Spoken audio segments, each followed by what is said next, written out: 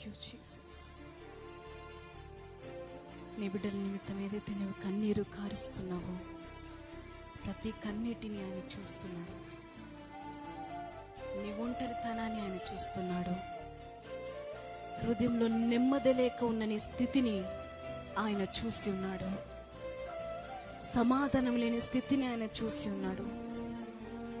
నీ హృదయంలో భారాన్ని ఆయన చూసి ఉన్నాడు. ఆ వేదనని ఆయన ఎరిగి ఉన్నాడు. ప్రతి సమస్యను ఆయన పరిష్కరించగలిగిన దేవుడు అని మనము నమ్మాలి. మన పరిస్థితి బట్టి మనం విశ్వాసాన్ని కోల్పోకూడదు. మన దిగజారిన స్థితిని బట్టి మన విశ్వాసాన్ని కోల్పోకూడదు. There is no limit for God. ఆయనకి హద్దులు లేవు. ఆయన కృపకి, ఆయన ప్రేమకి, ఆయన శక్తికి హద్దులు లేవు.